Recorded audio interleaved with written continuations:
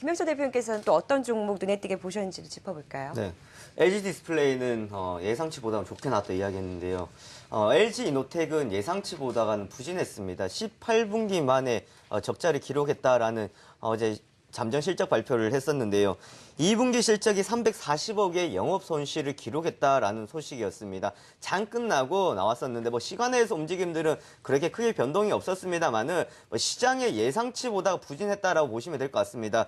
그런데 이랬던 이유 다 똑같습니다. 지금 아이폰이 판매 부진이 있었다라는 것에 따른 이러한 아이폰 관련주들의 약세가 나타나고 있다라고 보시면 될 것 같고요. 이러한 것들은 하반기 가면서 신제품이 나오면서 다시 좋아질 것이다라는 기대감들은 함께 볼 수 있을 것 같습니다.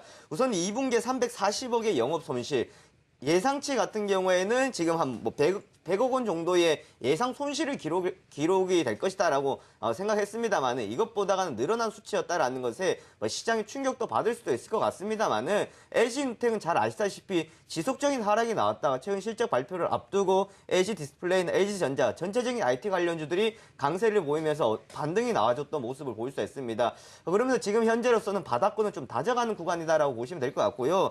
실적에 좀 초점을 두기보다는 잘 아시다시피 하반기에 대한 기대감으로 움직일 가능성이 좀 크다라고 보시면 될 것 같습니다.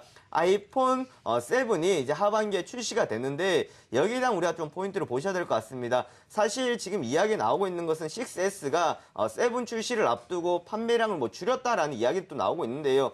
시장에 봤을 때는 아이폰의 인기는 여전하다라고는 보시면 될 것 같습니다. 하지만 가격적인 부분에 대해서 좀 단가 하락에 대한 압박을 좀 받아가고 있었다라는 것을 좀 보시면 될 것 같고, 그리고 듀얼 카메라의 채택을 가능하게 되면서 LG이노텍에 대한 기대감을 걸어볼 수 있을 것 같고요. 또한 여기서 추가적으로 한번 살펴본다 그러면 블루콤 같은 종목도 어제 같이 좀 떨어졌던 상황들이었습니다.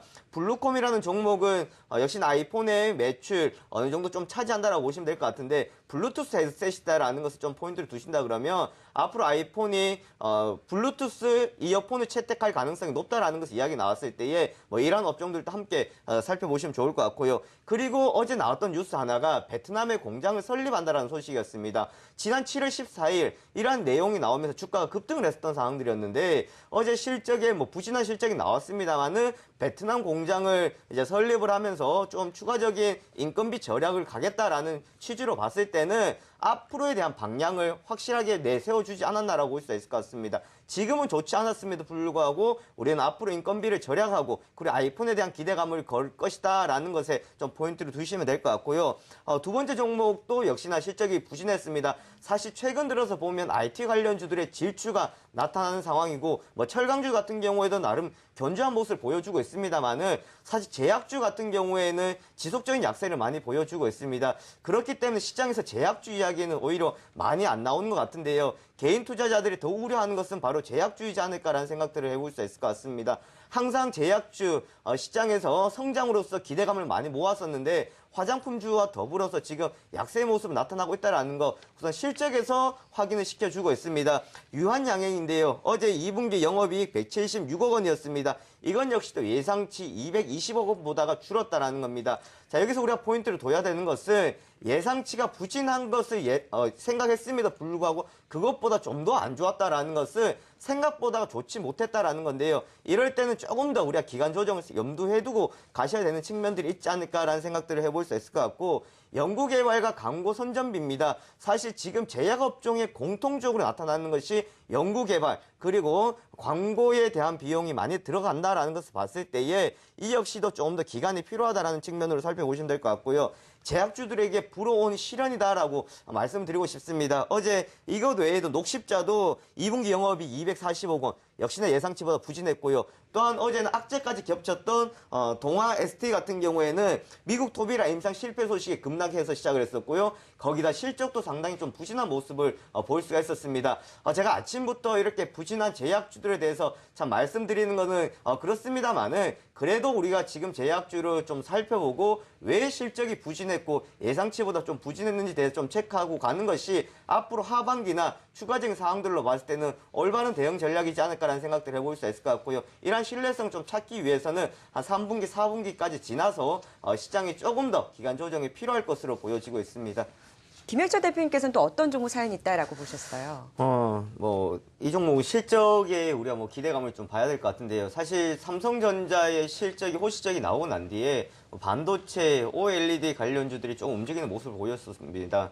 그 중에서 특히나 반도체 관련주들이 상당히 강한 모습을 보였었는데, 원익 IPS의 강세는 반도체 중에서도 손꼽힌 흐름들을 보여줬었다라는 것을 참고하시면 될 것 같은데, 테라세미콘입니다. 테라세미콘 같은 경우에는 원익 IPS로 이제 최대주주가 변경이 되고 난 뒤부터 기업들 실적들이 또 좋아지기 시작을 했었고요. OLED에 대한 기대감은 여전히 불어일으키고 있다라고 보시면 될 것 같습니다. 단 하나, 지금 시장의 투자자들이 또한 대형주로 많은 관심들을 가지고 있기 때문에 소형주들 쪽에서 관심들을 조금 저조할 수가 있을 것 같고요. 그러다 지난주에 반도체 OLED가 좀 괜찮다고 해가지고 접근을 했었는데 지금 또 움직임은 미비하거든요. 이렇게 된다 그러면 투자자들은 또 여기서 지겨워가지고 흔히 말하는 많이 떨어진 종목들이나 아니면 실적이 괜찮다 하는 종목들 쪽에 옮겨가는 상황들이 나타날 수 있습니다. 그러지 말고 오히려 이럴 때는 이러한 소형주들 쪽에서 좀 들고 가는 전략들이 좋다라고 보시면 될 것 같고요. 2분기 실적에 대한 좀 부담은 많이 없어진 상황들이었습니다. 사실 지금 주가 같은 경우에도 크게 올라가지도 않고 떨어지지도 않는 지금 상황에서 좀 한 단계 자리를 올려놓고 횡보하는 모습을 보일 수가 있겠다라는 거 좀 참고하시면 될 것 같고요.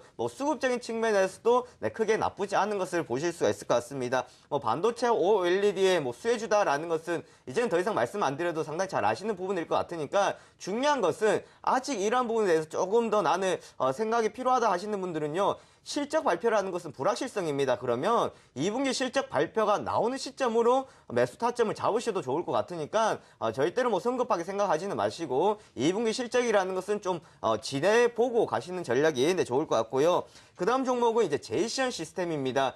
제이션 시스템은 잘 아시다시피 6월 24일 날 이날 상한가를 기록을 했었는데, 브렉시트에 대한 그때 우려가 나오면서 또한 브렉시트의 찬성의 표가 나오면서 주가가 급등을 했었습니다. 이때 급등했던 이유는 비트코인 때문에 급등을 했었는데, 사실 제이션 시스템은 지금 비트코인보다는 드론 쪽으로 우리가 관심을 두자라고 항상 말씀을 드렸었는데, 그 이후에 주가는 지속적인 내리막길을 걸어왔었습니다. 사실 지금 같은 경우에도 아직까지 역배열의 흐름을 흘러가고 있다고 보시면 될 것 같은데요.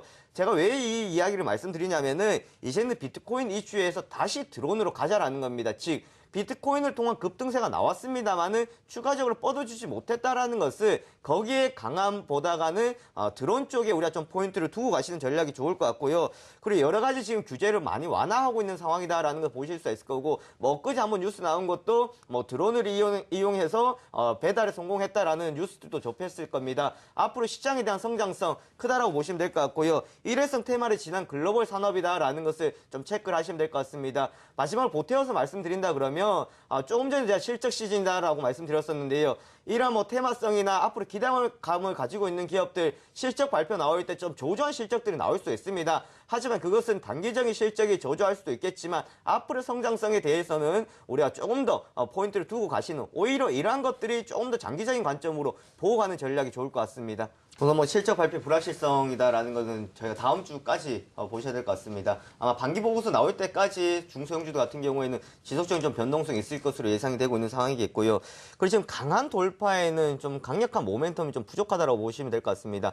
시장의 상황들은 아름다운 조정을 거치고 충분히 당연한 조정을 거쳐가고 있습니다만은, 코스피도 그렇고 코스닥도 그렇고 지수가 나름 괜찮습니다. 단지 어제 코스닥 같은 경우에는 하락폭이 그렇게 크진 않았습니다만은, 최근 올라간다라는 것에 대한 좀 방향을 잡고 있다가 매도세가 나오니 투자자들이 조금 놀라는 경우를 볼 수 있는데요.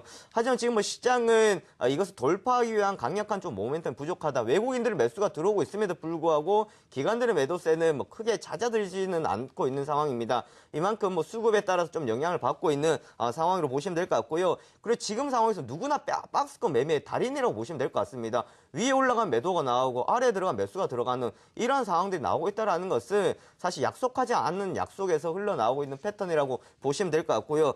마지막으로 IT의 흐름이 좋았었기 때문에 앞서서 말씀드렸다시피 OLED나 반도체 쪽에 관심을 두시면 될 것 같고요. 제약주들 같은 경우에는 정말 길게 보는 전략, 계속해서 이제 이런 아까 전 LG 같은 경우에도 말씀드렸다시피 실적이 좋을 때를 보는 것이 아니라 정말 사고 싶었는데 비싸서 못 샀다라고 하시는 분들은 오히려 지금 매수 기회인데 쉽게 손이 안 가실 겁니다. 이럴 땐 조금 더 분할 매매에 접근으로서 좋을 것 같습니다.